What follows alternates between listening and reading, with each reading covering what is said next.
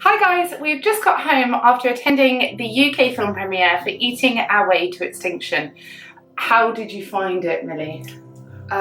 It really opened my eyes towards everything that is currently wrong, and the problem's so much bigger than I thought it was, but we can change it now if we act upon it. Absolutely, absolutely. It's almost 1 in the morning, so we are absolutely shattered and we just got rained on our way home. But literally, as I was watching, and I don't know if it was the case for you, my heart was beating so fast. My heart ached for the suffering, the destruction, the death, and the danger that we face. It didn't just hurt my heart, it hurt my soul, and it actually made me realise that we can't just sit back and put that onto other people to say, well, I'm just one person in this world, and what difference can I make? We have to be responsible for our actions and realise there are consequences to our actions. Not only does it impact us now, it will impact future generations and lead to the extinction of the human race if we do nothing. So it's really thinking and voting with our feet, making those daily lifestyle choices and decisions based on better information and education. Do you think that you will tell your friends and family about this? I'll definitely tell people to watch it because it's probably one of the most influential things I've ever seen. But obviously there is a lot of death in it and it's so sad, but it's something everyone should watch and they should be shown that because it's something you need to see, because it's something that's been hidden and it's the truth. Yeah. And we finally have it, and we need to know the truth in order to stop hurting our planet. Yeah, something that really shocks me that we just discovered on our way home even, knowing that eating meat, the meat industry, even the dairy industry, what it does to our planet, how they are farming so much land, using so much water consumption to grow crops for animals to eat, to then feed and water these animals. The farmland, the amount of our earth that is just hacked down just to plant for their food, to feed them, to kill them, the condition of the animals where they're living, they're pumped full of antibiotics, they're diseased, they are sick. Those chemicals go into us. The food that is force grown to feed all of these animals, to fuel our dairy consumption, our meat consumption, is laced with chemicals to force grow it, and actually then it's giving us an immunity to antibiotics. So when we end up in the future, they said within the next 20 to 30 years, antibiotic immunity will kill more people than cancer, and that is shocking. So not only do you have these chemicals in the foods that we eat, mercury poisoning from fish and carcinogens in our food, which literally we're being poisoned by what we eat. We are cutting down rainforests to farm these animals, using up our water supply, becoming obese through overeating and just greed, and limiting our lifespan, ultimately dying early, having a poorer quality of life, and contributing to climate change, which is just devastating to think. You know, making these small changes to go plant-based, not only is it healthier for us, it's more sustainable for the planet, and actually future generations can exist and have a better chance and hope of having a future, because without it, what do we have?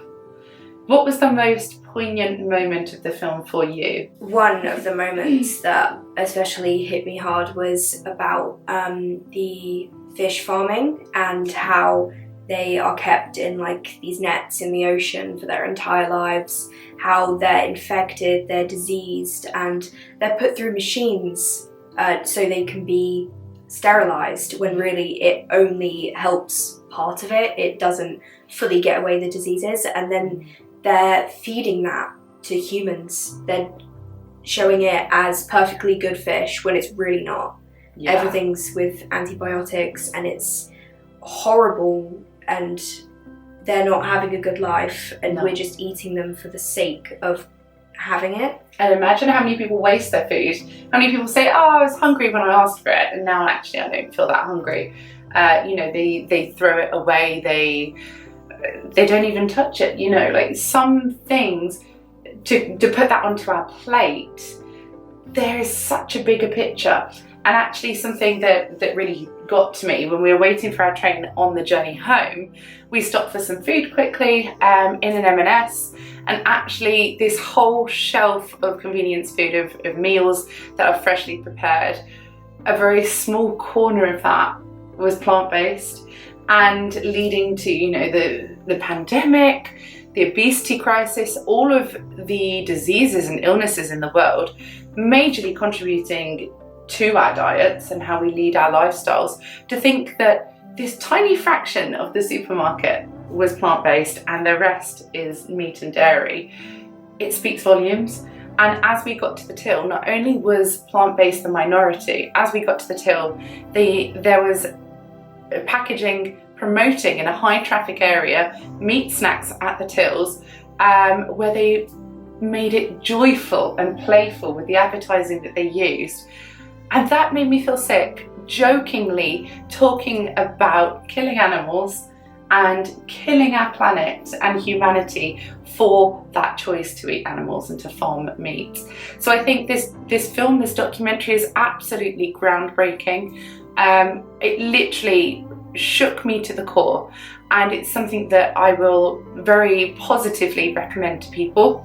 Any final thoughts that you have on it as a 13-year-old who is going to inherit this earth? Just that we need to make a difference now while we still have time, and this has brought light to what we can do and what the biggest problem is. So now we know the full story, we can come up with a solution. Yes, high five to that. So I will pass you on to a clip of the wonderful Kate Winslet, who actually narrated this film and documentary, giving a speech as we were at the cinema right before the premiere, and hopefully her words will touch you as much as they touched us. So it's been quite a journey to get to this point today. I think it's been about almost 5 years from our kind of conception of when we first had the idea of wanting to make the film. We've had some really magical, amazing moments. But at the same time, we've also had some pretty challenging times. And I think one of those that really stuck out for us as a team filming was one time when we were filming in the Amazon, maybe about 3 years ago. We were filming some loggers, and they led us through the jungle, and they led us to this huge tree, and we've never seen a tree so big. I mean, all the trees down there are massive, but this tree was kind of something out of Avatar. And it was really, really sad to find out that they were then going to cut that down in front of us. And yeah, it was quite a sad experience. It really was. I think many people don't really get to see the Amazon, and it is a wondrous place. It's majestic. Each tree is it's an ecosystem into itself. You know, it's home to 1,000 creatures, and each creature, you know, is seeing their home rapidly disappear, and they're disappearing at alarming rates. But I think when we were filming there, I was really shaken, quite taken aback by the sound that these trees make when they snap, and the whole ground sort of rumbles. It feels like an earthquake going on. You know, and it really broke my heart to see this. But we're very, very honoured that all of you have come here tonight to support our film, support us, and support the message.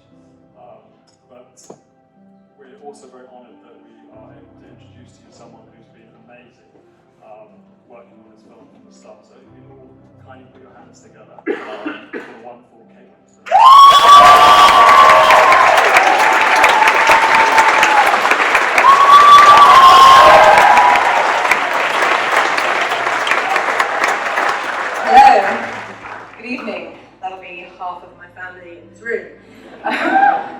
Hi, welcome everyone to the world premiere of Eating Our Way to Extinction.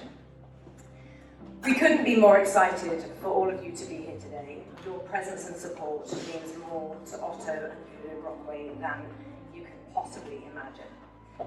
These filmmakers, who also happen to be my brothers-in-law, have been on an unbelievable journey in the 5 years it has taken them to make and produce this feature documentary, capturing people's stories with compassion and care, whilst revealing to us the undeniable effects of biodiversity loss and climate change, and showing us our vast and beautiful planet, our only home, a magnificent place full of wonder, but full of despair. Every part of our natural world is a building block from the foundations up. We know this, and we also know that as we start pulling these blocks out, nature is starting to crumble, and so too is our Earth, at an unprecedented rate. These are just facts that most of us already know. But what can we do to stop this from happening? Ignorance cannot be bliss anymore. What lies before us is the opportunity to make changes that will help our world prosper and thrive. We can all do our bit, and it can be done, but not by doing nothing, and you are all already doing something just by being here in this room, so thank you. Our wonderful filmmakers present to us facts that are staggering, that are at times uncomfortable to hear, and even terrifying to comprehend. These are real facts, not a hoax. And so, by listening, by being here, and being open-minded, the filmmakers' shared hope is that you will gain enough knowledge to perhaps experience a shift in your perspectives on this global crisis, and perhaps make some changes that we so desperately need, as a collective, as a community, as human beings who wish to preserve and protect our planet, our air, our children, our mental health, and our animals. It can be done. This film shows us we can be powerful, not powerless. One of the Indigenous people we hear from tonight says, our grandparents told us, you are going to suffer a lot because of the foreign man. While another Indigenous person tells us, for us Indigenous people, the forest was our home. The destruction of our land is because of animal agriculture. The most prominent word in that phrase was. Let's not have our children tell their children that there used to be trees. This film doesn't preach at us or use shock tactics. It simply sets out the science, the facts, and the data. Today our world is full of judgment. People have bold opinions for, against, about many things. I am not an expert. I am still learning too. And I don't claim to have all the answers. But common sense prevails, and that is so clear in this film for any one of us to see. So are we passionate enough to collectively adapt and adjust, however incrementally and however gradually, and in spite of past habits, and regardless of what has been the norm before?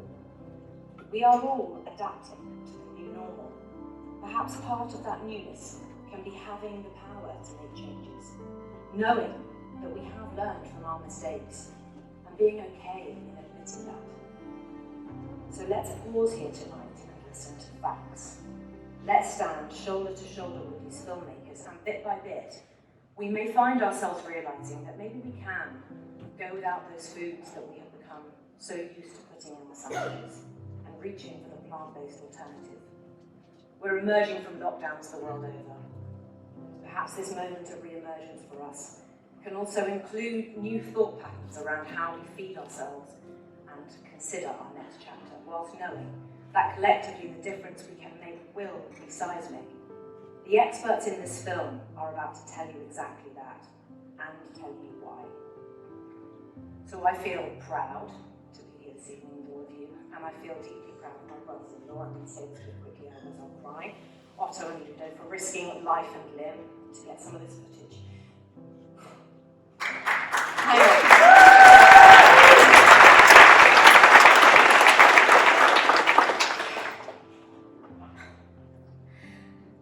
But they went out and made a film about the thing that they feel so determined about.